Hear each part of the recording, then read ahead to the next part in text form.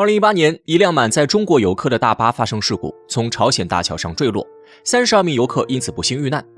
原本由于事发当天朝鲜政治极端恶劣天气影响下，很多人都以为这就是一场偶然间发生的意外。然而，伴随着事故调查的深入，人们却发现这件事好像远没有那么简单。在了解事实之后，朝鲜最高领导人金正恩更是罕见发怒，当即下令处死4人。那么，这件意外的背后到底有着怎样的隐情呢？想要弄清楚这一切的答案，我们还要从这场悲剧本身开始讲起。2018年，正值朝鲜战争胜利65周年之际，朝鲜各地都展开了极为隆重的庆祝活动，这使得许多其他国家游客纷纷选择赴朝旅行，而这里面就包括发生悲剧的这些中国游客。据资料显示，在事发当天，该旅游团参观完板门店与上甘岭2个景点后，由于突降暴雨，经得所有游客同意，旅行团打算取消后续的行程，提前返回平壤。然而，谁料尽管有所防备，但旅行团显然还是低估了极端天气的影响。在暴雨的侵袭之下，大巴车司机的视野完全受阻，再加上路面湿滑，当行驶到黄海北道的一座大桥上时，不慎与另外一辆汽车发生碰撞，大巴车随即掉落到了30米深的桥底。事发之后，朝鲜方面迅速做出反应，展开救援。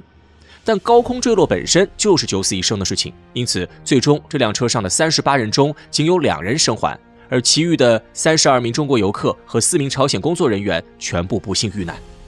当关于这则意外的消息传回国内后，立即引起了有关部门的重视。外交部专程派出工作组与医疗专家团队赴朝，中国驻朝鲜使馆也在第一时间会同朝鲜有关部门展开相关讨论。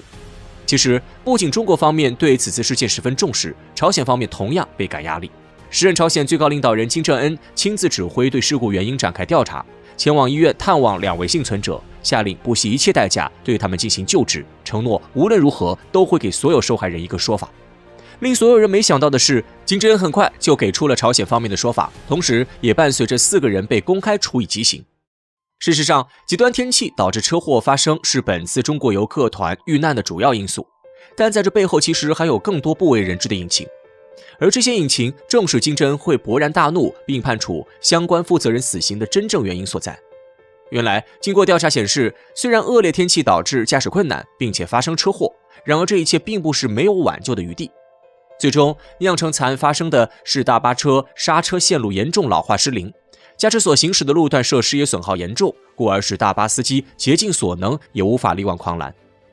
那么，为什么会出现这些不良因素呢？答案很简单，就2个字：贪腐。其实，虽然因为一些众所周知的原因每年前往朝鲜旅游的游客寥寥无几，但是朝鲜方面却十分重视每一位赴朝的外宾。尤其在朝鲜其他国际贸易项目举步维艰的情况下，旅游业成为了唯一的突破口。所以在当时朝鲜几乎以举国之力进行了名为3000里锦绣江山的旅游改革项目，投入了大量资金建设落后的交通和旅游设施。而这样的背景也使得在朝鲜官方如此重视旅游业的大环境之下，却还是发生了一场惨案，显得极为不正常。结果也的确如此。虽然朝鲜中央关于建设旅游业的命令与资金早已下放，但是却被某些怀揣侥幸心理的官员揣进了自己的口袋里，中饱私囊。毕竟在他们看来，原本发生意外事故就属于偶然事件，更何况朝鲜游客每年能有多少呢？于是，在懒政与腐败的双重加持下，这些人选择了漠视存在的问题，任由其继续在危险的道路上一骑绝尘，最终导致悲剧发生。因此，在了解了真相之后，金正恩才会罕见发怒。当然，话说回来除了整顿内部之外，给中国一个交代也是必须的。而在处理这件事情的时候，金正恩做得十分到位，从亲自看望伤者到督促严正调查，并且果断处理相关责任人，这连续的3波动作，金正恩立马得到了关心这件事的中国网友们的一致好评。那么问题来了，金正恩为什么要这么看重给中国一个交代这件事情呢？对此，我们无法得知金正恩的具体想法，但根据一些蛛丝马迹，我们似乎可以隐约看到金正恩背后的谋略。首先是以此来推进朝鲜旅游业的进一步发展。